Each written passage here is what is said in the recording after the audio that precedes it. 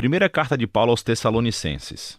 Esta é provavelmente a carta mais antiga que temos de Paulo e a história por trás dela é contada no livro de Atos. É onde Paulo e seu colega de trabalho Silas partem para a antiga cidade grega de Tessalônica. E depois de apenas um mês contando às pessoas as boas novas sobre Jesus, um grande número de judeus e gregos decidem seguir a Jesus e criam a primeira comunidade cristã nessa cidade. Mas havia problemas à vista. O anúncio que Paulo fez, que o Jesus ressuscitado é o verdadeiro Senhor do mundo, causou muitas suspeitas. Assim, os cristãos em Tessalônica acabaram sendo acusados de desafiar César, o imperador romano, quando disseram que havia um outro rei, Jesus. E isso levou a uma perseguição tão intensa que Paulo e Silas tiveram que fugir da cidade. Isso foi doloroso para eles, porque eles amavam muito as pessoas de lá. Assim, essa carta foi a tentativa de Paulo se reconectar com os cristãos em Tessalônica depois de ter recebido um relato de Timóteo de que eles estavam muito bem e que, apesar da perseguição intensa, eles estavam crescendo. E ele criou a carta com dois movimentos principais. Primeiro, é uma celebração da fidelidade dos cristãos a Jesus. E então ele os desafia a continuar crescendo como seguidores de Jesus. Esses dois movimentos são cercados por três orações. A carta começa com uma oração de agradecimento. Os dois movimentos são ligados por uma oração de transição e tudo é concluído com uma oração final. É uma estrutura muito bonita.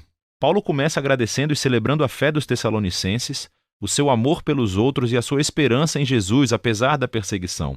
E ele continua. Ele reconta a história da conversão deles, como costumavam ser politeístas e viviam em uma cultura onde tudo era permeado por instituições e práticas que honravam os deuses gregos e romanos. Paulo fala sobre como eles se afastaram desses ídolos para servir ao Deus vivo e verdadeiro, e que agora estão aguardando a vinda do Filho de Deus do céu. E, numa cidade como Tessalônica, a decisão de fidelidade ao Deus Criador de Israel e ao Rei Jesus tem um custo: isolamento dos seus vizinhos e hostilidade da sua família. Mas para os tessalonicenses, o irresistível amor de Jesus que morreu por eles e a esperança que eles têm no seu retorno faz tudo valer a pena.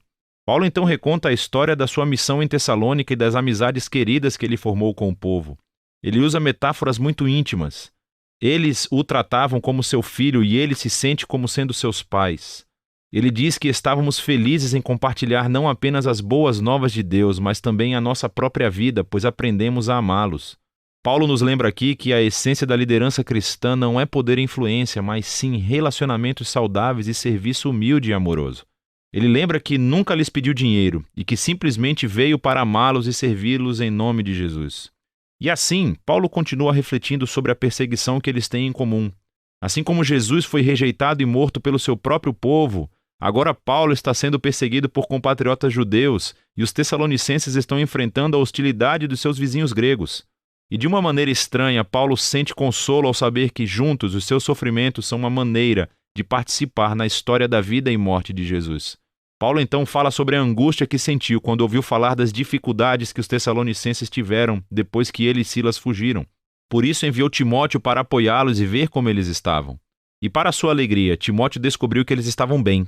Eram fiéis a Jesus, estavam cheios de amor por Deus e pelos seus vizinhos, e desejavam ver Paulo tanto quanto ele desejava vê-los. Então Paulo conclui com uma oração por perseverança. O que é legal é que ele apresenta aqui os tópicos que abordará na segunda metade da carta. Ele ora para que Deus aumente a sua capacidade de amar, que fortaleça o seu compromisso com a santidade, enquanto eles focam a sua esperança no retorno do Rei Jesus. Então ele abre o segundo movimento da carta, desafiando-os a uma vida que seja consistente com os ensinamentos de Jesus. Isso significa, antes de tudo, um compromisso sério com a santidade e a pureza sexual. Em contraste com a cultura promíscua e sexualmente destrutiva ao seu redor, eles devem seguir o ensinamento de Jesus sobre experimentar a beleza e o poder do sexo dentro do refúgio de um relacionamento comprometido com a aliança do casamento. Deus leva a sério a promiscuidade sexual, diz Paulo, porque isso desonra e destrói as pessoas e a sua dignidade. Seguir Jesus também significa um compromisso de amar e servir os outros. Paulo instrui que os cristãos devem ser conhecidos na cidade como pessoas confiáveis e trabalhadoras, não apenas para ganhar dinheiro, mas para que possam ter recursos para se sustentar e compartilhar generosamente com as pessoas necessitadas. Depois disso, Paulo aborda várias questões que os tessalonicenses levantaram sobre a esperança futura do retorno de Jesus. E alguns cristãos na igreja tinham morrido recentemente, provavelmente como mártires, e os seus amigos e familiares se perguntavam sobre o destino deles quando Jesus voltar. Assim, Paulo deixa claro que, apesar da sua dor e perda, nem mesmo a morte pode separar os cristãos do amor de Jesus. Quando ele retornar como rei, chamará os vivos e os mortos para si mesmo. E Paulo usa uma imagem muito legal aqui. Ele usa uma linguagem que normalmente descreveria como uma cidade sujeita a César enviaria uma delegação para receber ou acolher sua chegada. Paulo então aplica essa imagem à chegada do rei Jesus. Ele também será saudado por uma delegação do seu povo que irá ao encontro do Senhor no ar, quando o receberem e o escoltarem de volta a este mundo, onde estabelecerá o seu reino de justiça e paz. Paulo então quer que os tessalonicenses vejam como essa esperança deve motivar a fidelidade de Jesus.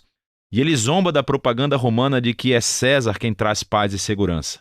Naturalmente, a paz de Roma veio através da violência, escravizando seus inimigos e por meio de ocupação militar.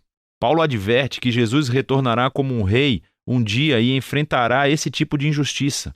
Os seguidores de Jesus devem viver no presente como se esse dia futuro já estivesse aqui. Apesar da opressão que o mal humano traz, eles devem permanecer sóbrios e despertos naquilo que a luz do reino de Deus eleva tanto aqui na terra como no céu.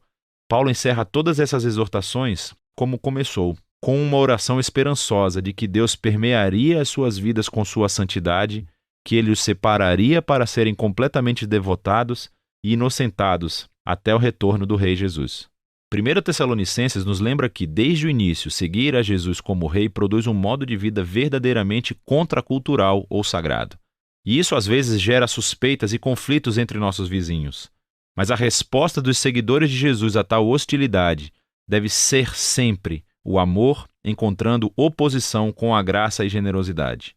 E esse modo de vida é motivado pela esperança do reino de Jesus vindouro, que já começou através da sua ressurreição dentre os mortos. Santidade, amor e esperança futura. É disso que se trata 1 Tessalonicenses.